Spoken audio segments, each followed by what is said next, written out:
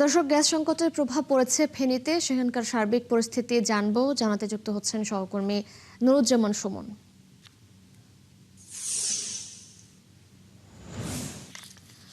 সুমন, বাসাবাড়িতে ও পাম্পে গ্যাস সংকটের কেমন প্রভাব পড়েছে, কবে নাগাদ সংকট কমতে পারে বলে কোনো তথ্য পেয়েছেন কিনা জানাবেন।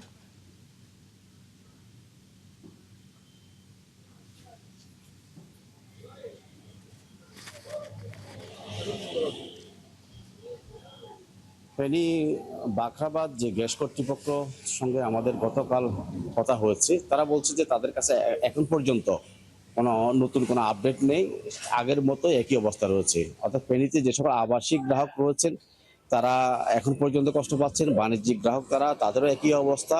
সবকিছু মিলে গ্যাসের খুব বেশি নতুন কোনো খবর নেই। তবে আমাদের এখানে এই গ্যাসের যে আমি একটা পাম্পে রয়েছি, সে পাম্পে ক্যাশিয়ার রয়েছেন। গতকাল রাতে কি আপনাকে গ্যাস দিয়েছিলেন?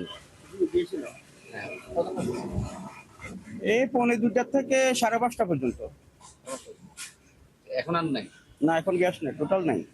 আপনাদেরকে গ্যাস কর্তৃপক্ষ কিছু বলেছে যে কবে নাগাদ স্বাভাবিক কোনো হবে? আপডেট নেই, না কোনো নিউজ নাই আমাদের কাছে। আমাদের এখানে কয়েকজন চালক রয়েছে, আপনারা কখন এখানে এসেছেন, গ্যাস পেয়েছেন কিনা? আমরা রাত 12টার সময় আছি, এখন এই পর্যন্ত এখনো কোনো গ্যাস পাই নাই আমরা। আমাদের অনেক মানুষ এখানে অসুস্থ হয়ে আছে, কিন্তু আপনি ক্যামেরা ঘুরে দেখেন, কিন্তু পাম্পের ভিতরে কোনো গ্যাস নাই।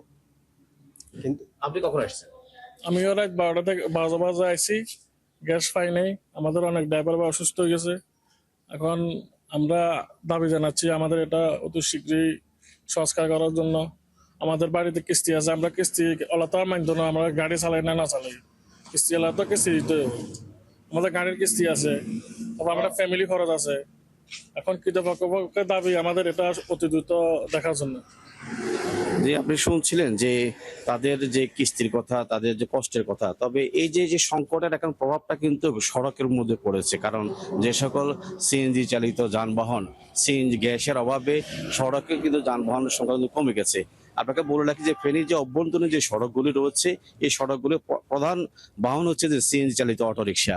গ্যাস না পাওয়ার কারণে এই সড়ক থেকে প্রায় 80% গাড়ি কিন্তু কমে গেছে, যার ফলে যারা 2-3 দিন এখানে ঘুম মেরে যারা গ্যাস একটু পাচ্ছেন, তারা তখন সড়কে যাচ্ছেন, তারা বাধ্য হয়ে অতিরিক্ত ভাড়া নিচ্ছেন বলে তারা দাবি করছেন। তবে সেক্ষেত্রে যাত্রীরা অভিযোগ করছেন যে স্বাভাবিকের চেয়ে 2 থেকে 3 গুণ ভাড়া নেওয়া হচ্ছে, অনেক জায়গায় বাদানুবাদ হচ্ছে।